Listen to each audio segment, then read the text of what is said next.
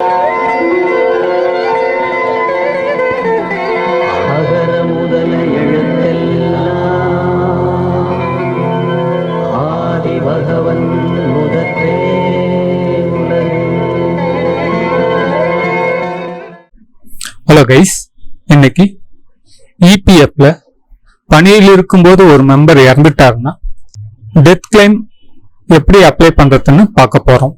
அதுக்கு முன்னாடி இபிஎஃப்ல டெத் கிளைம்க்கு கிடைக்கக்கூடிய நன்மைகள் மற்றும் அதில் இருக்கக்கூடிய நிபந்தனைகள், இதுக்கு தேவையான டாக்குமெண்ட்ஸ் என்னென்னு பார்த்துடலாம்.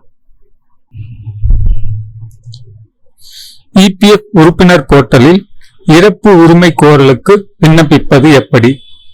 How to apply death claim in EPF member portal. EPF உரிமை கோரலில் உள்ள நிபந்தனைகளை பார்க்கலாம். முதல்ல, உறுப்பினர் இறக்கும் நாள் வரை பணியில் இருந்திருக்க வேண்டும். அதாவது உறுப்பினர் இறக்கும் நாள் வரை அவருடைய பெயர் அவர் பணிபுரியும் நிறுவனத்தில் இருந்து EPF அக்கவுண்டில் நீக்கி இருக்க கூடாது. மேலும் அவருக்கு தொடர்ந்து கான்ட்ரிபியூஷன் செலுத்தி இருக்க வேண்டும்.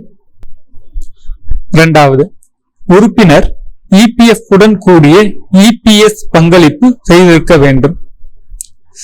இது எதுக்காகன்னா, சில மெம்பர் பதிவு செய்யும் பொழுது பென்ஷனுக்கு தகுதியற்றவர்களாக இருப்பாங்க. அதனால அவங்களுக்கு பிஎஃப் கான்ட்ரிபியூஷன் மட்டும்தான் செலுத்துற மாதிரி இருக்கும். அந்த மாதிரி பிஎஃப் கான்ட்ரிபியூஷன் மட்டும் செலுத்தக்கூடிய நபர்களுக்கு பிஎஃப் அமௌண்ட்டும் இன்சூரன்ஸ் அமௌண்ட்டும் மட்டும்தான் கிடைக்கும், பென்ஷன் அமௌண்ட் கிடைக்காது. அவர் பிஎஃப் அமௌண்ட்டும் பென்ஷன் அமௌண்ட்டும் கான்ட்ரிபியூஷன் செய்திருந்தால் அவருடைய குடும்பத்தாருக்கு பென்ஷன் அமௌண்ட்டும் கிடைக்கும். மூணாவது, உறுப்பினர் தனது வாரிசை பதிவு செய்து அங்கீகரித்திருக்க வேண்டும். அதாவது மெம்பர் போர்ட்டலில் உறுப்பினர் தன்னுடைய இ நாமினேஷனை பதிவு செய்து அதற்கு ஆதார் மூலமாக அங்கீகரித்திருக்க வேண்டும். இந்த 3 விஷயம் உரிமை கோரலில் உள்ள முக்கியமான நிபந்தனைகள். இதில் கிடைக்கக்கூடிய நன்மைகளை பார்க்கலாம். உறுப்பினரின் வருங்கால வைப்பு நிதி தொகை முழுவதும், அதாவது இபிஎஃப் அக்கவுண்டில் இருக்கக்கூடிய முழு தொகையும் அவருடைய வாரிசுதாரருக்கு கிடைக்கும். இரண்டாவது, உறுப்பினரின் மாதாந்திர ஓய்வூதிய தொகை. நான் மேல சொன்னேன் இல்லைங்களா, அவர் பென்ஷன் கான்ட்ரிபியூஷனுக்கு தகுதி உடையவராக இருந்தா இந்த நன்மை அவருடைய குடும்பத்தாருக்கு கிடைக்கும். பென்ஷன் கான்ட்ரிபியூஷனுக்கு அவர் தகுதியற்றவராக இருந்தால் இந்த பங்களிப்பு அவருடைய குடும்பத்தாருக்கு கிடைக்காது. மூன்றாவது, உறுப்பினரின் இன்சூரன்ஸ் தொகை EDLI. இதுல ஒரு விஷயத்தை முக்கியமா நம்ம கவனிக்கணும். இந்த 3 நன்மைகள்ல முதல் ஒரு நன்மைக்கு மட்டும்தான் எப்பொழுதுமே உறுப்பினர் பங்களிப்பை செலுத்துவார். மற்ற 2 நன்மைகளுக்கும் முதலாளி தான் உறுப்பினருக்காக பங்களிப்பை செலுத்துவார். இதுல இருக்கக்கூடிய instructions பார்த்திடலாம். The following information being entered should be as per EPFO records. UAN of member, beneficiaries Aadhaar, name, date of birth as declared by member during filing a e-nomination. இதுல என்ன சொல்றாங்கன்னா, மெம்பருடைய இபிஎஃப் ரெக்கார்ட்ல இருக்கிற மாதிரி அவருடைய யுஏஎன் நம்பரை type பண்ணணும். அது மட்டும் இல்லாம அவர் இ நாமினேஷன் பதிவு செஞ்சிருக்கிற மாதிரி அவருடைய வாரிசுதாரருடைய ஆதார்ல இருக்கக்கூடிய நேம், டேட் ஆஃப் பர்த் இதெல்லாம் கொடுக்கணும்னு சொல்றாங்க. அடுத்து, beneficiary should have a valid mobile linked with Aadhaar number. Beneficiary அதாவது இறந்தவருடைய வாரிசுதாரர், அவங்க ஆதாருடன் இணைக்கப்பட்ட மொபைல் நம்பர் வைத்திருக்கணும்னு சொல்றாங்க. Keep the following bank account details of the beneficiaries or nominees readily available while using the functionality. அதுல என்ன சொல்றாங்கன்னா, bank account number and correspondence. அடுத்ததா, beneficiary bank account number வச்சிருக்கணும். Documents required as applicable. death certificate of member, bank account proof, cancelled check or passbook of beneficiary, date of birth proof of beneficiary. முதல்ல இறந்த மெம்பருடைய death certificate, இரண்டாவது வாரிசுதாரர் அவங்களுடைய bank passbook copy அல்லது செக்யூ copy, மூன்றாவது வாரிசுதாரருடைய date of birth proof. இந்த 3 document வேணும்னு சொல்றாங்க. அடுத்து restriction on the file being uploaded. Only PDF file will be allowed. Size of the uploaded file should not be greater than 2 MB. File name should not contain any spaces. இங்க என்ன சொல்றாங்கன்னா, file upload பண்றதுல restrictions கொடுத்திருக்காங்க. அது என்னன்னா, file வந்து PDF ஃபார்மேட்ல இருக்கணும்னு சொல்றாங்க. ரெண்டாவது, அந்த ஃபைலோட சைஸ் 2 MBக்கு மேல இருக்கக்கூடாதுன்னு சொல்றாங்க. மூணாவது, ஃபைலோட நேம்ஸ் வந்து ஸ்பேஸ் இல்லாம இருக்கணும்னு சொல்றாங்க. இதெல்லாம் வந்து ரெடி பண்ணி வச்சுக்கிட்டு தான் நம்ம அப்லோட் பண்ணணும். நம்ம ஃபர்ஸ்ட் ஃபைல் நேம்ஸ் எல்லாம் பார்த்துடலாம்.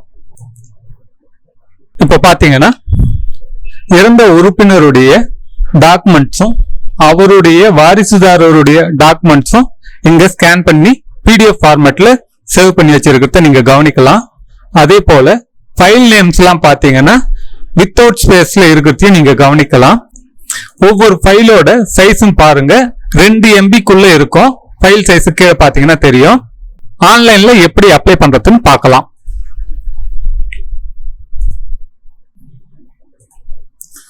கூகுள் சர்ச் என்ஜின்ல மெம்பர் போர்ட்டல்னு சர்ச் கொடுங்க.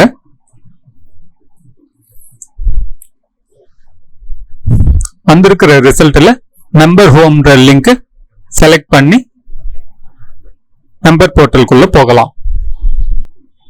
இந்த அலர்ட் மெசேஜை க்ளோஸ் பண்ணிக்கிட்டு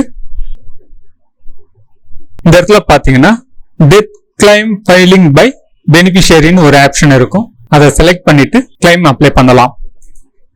கிளைம் அப்ளை பண்றதுக்கு முன்னாடி இங்க இருக்கக்கூடிய இன்ஸ்ட்ரக்ஷனை ஒரு முறை படிச்சுக்கோங்க. இந்த இன்ஸ்ட்ரக்ஷன் தான் நம்ம ஏற்கனவே பார்த்துட்டோம். அதனால டைரக்டா அப்ளை பண்றத பார்க்கலாம்.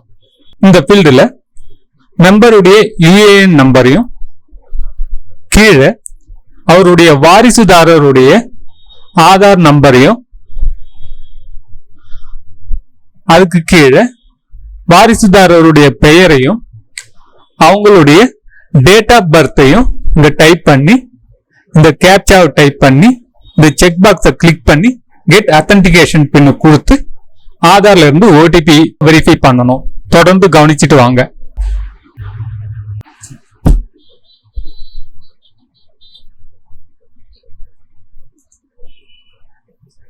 மெம்பருடைய UAN நம்பர் மற்றும் பெனிஃபிஷியரி டீடைல்ஸ் எல்லாம் டைப் பண்ணிட்டு இந்த செக் பாக்ஸை கிளிக் பண்ணிட்டு கெட் அத்தாரிசேஷன் பின்ன்ற பட்டனை கிளிக் பண்றேன். வந்த OTP இந்த இடத்துல டைப் பண்ணி ப்ரொசீட் கொடுங்க.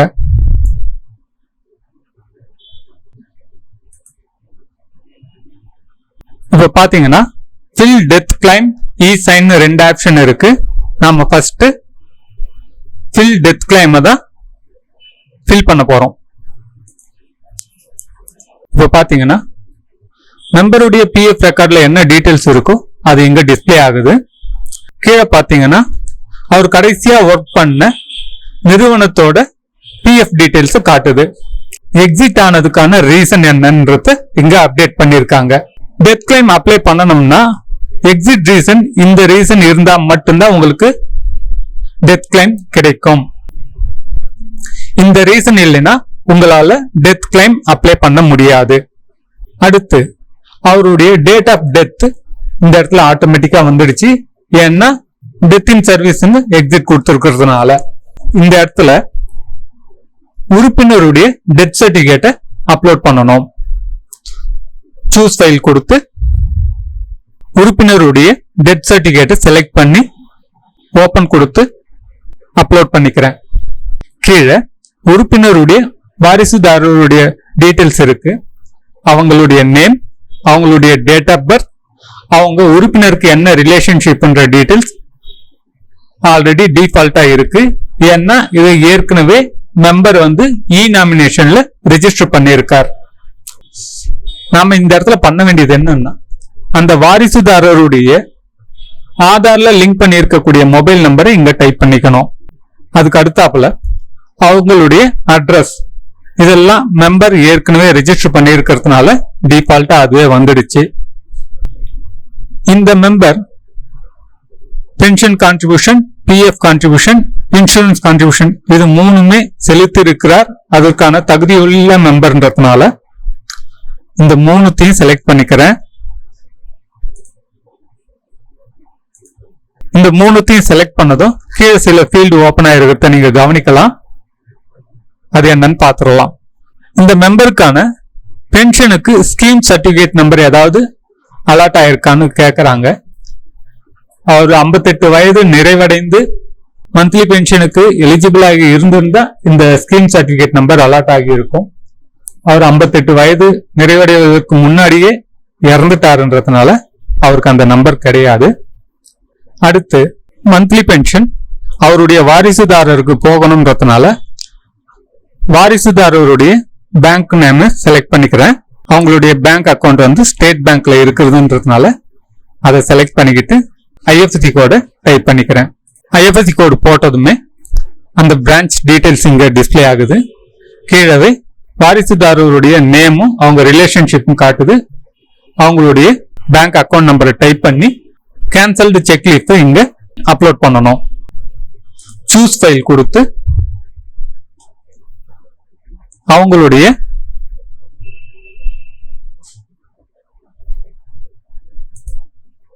செக் லிஸ்ட் செலக்ட் பண்ணி அப்லோட் பண்ணிக்கிறேன். இது வரைக்கும் பென்ஷனுக்கான பேங்க் அக்கவுண்ட் டீடைல்ஸ் ஃபில் பண்ணும். அடுத்து பிஎஃப் மற்றும் இன்சூரன்ஸ் அமௌண்ட் வரத்துக்கான பேங்க் அக்கவுண்ட் டீடைல்ஸ் ஃபில் பண்ணணும். இறந்த உறுப்பினருக்கு இவங்களை தவிர வேற யாரும் வாரிசு இல்லைன்றதுனால இவங்களுடைய டீடைல்ஸே திரும்பவும் கொடுக்கிறேன்.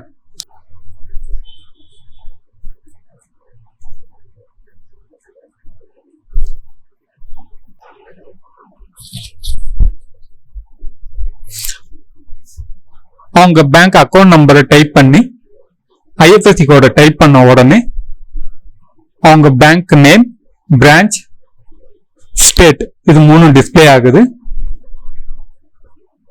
பெனிஃபிட் ஷேர் வந்து 100% ஏற்கனவே மெம்பர் இ நாமினேஷன்ல ஃபில் பண்ணி இருக்கிறதுனால அது டிஃபால்ட்டா இங்க வந்துடுது. கேன்சல்டு செக் லிஸ்ட் இப்ப நான் திரும்பவும் சூஸ் பண்ணி அப்லோட் பண்ணிடுறேன்.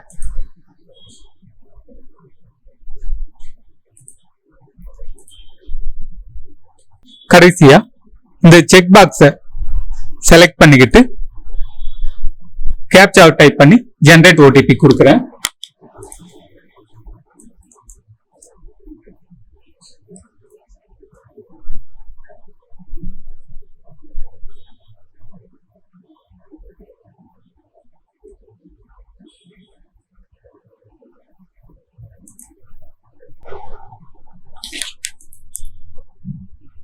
கேப்சா தப்பா இருந்ததுனால புது கேப்சாவை டைப் பண்றேன்.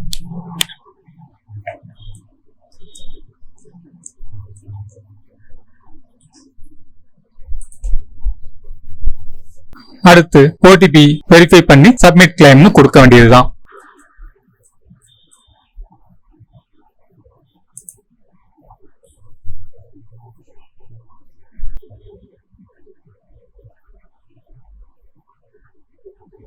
ஓகே, இப்ப பாத்தீங்கன்னா சக்சஸ் கிளைம் ஜெனரேட்டட் சக்சஸ்ஃபுல்லின்னு வந்துடுச்சு. அடுத்து அப்ளை பண்ண ஃபார்முக்கு நாம இ சைன் மூலமா அப்ரூவல் கொடுக்கணும். இப்போ பாத்தீங்கன்னா நம்ம அப்ளை பண்ணதுக்கு ஒரு ரெஃபரன்ஸ் நம்பர் வந்திருக்கு. அதுக்கப்புறம் form 20, form 10D, form 51F அதாவது பிஎஃப், பென்ஷன், இன்சூரன்ஸ் மூணுத்துக்கும் அப்ளை பண்ணிருக்கிறோம்ன்றது இங்க டிஸ்பிளே ஆகுது.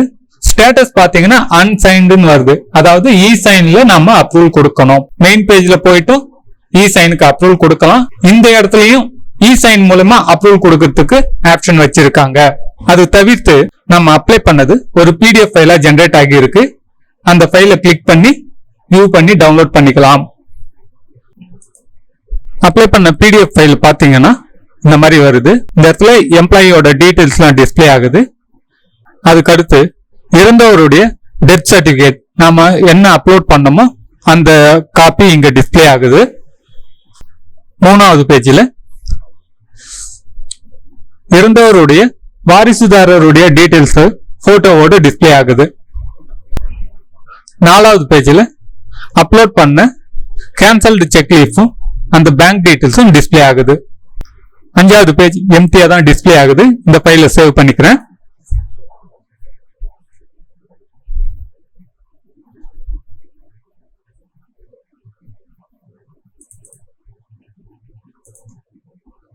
இதை க்ளோஸ் பண்ணிக்கிட்டு கடைசியா இ சைன்ல அப்ரூவல் கொடுத்துடலாம்.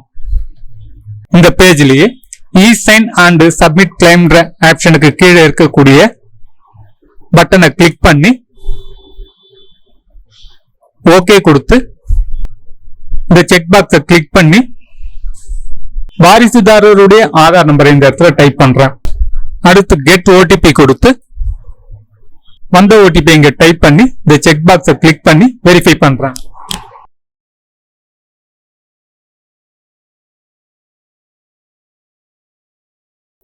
கடைசியா சப்மிட் கொடுக்கிறேன். பிடிஎஃப் சைன்டு சக்சஸ்ஃபுல்லின்னு மெசேஜ் வந்துடுச்சு. ஹோம் பட்டனை கிளிக் பண்றேன். இப்ப பாத்தீங்கன்னா சப்மிட்டட் கிளைம்ஸ்ன்ற இடத்துல 3 அப்ளிகேஷன் இருக்கு. ஒன்னு பென்ஷனுக்கான அப்ளிகேஷன், 2வது பிஎஃப்கான அப்ளிகேஷன், 3வது இன்சூரன்ஸ்க்கான அப்ளிகேஷன். அப்ளை பண்ண டேட்டும் டைமும் இங்க டிஸ்பிளே ஆகுது. அதோட ஸ்டேட்டஸ் பாத்தீங்கன்னா இ சைன்டுன்னு ஆதார்ல அப்ரூவல் பண்ணதா இருக்கு. அது தவிர்த்து வியூ கிளைம் பிடிஎஃப்னு 3 அப்ளிகேஷன் இருக்கு. இது 3த்தையும் நாம டவுன்லோட் பண்ணிக்கலாம்.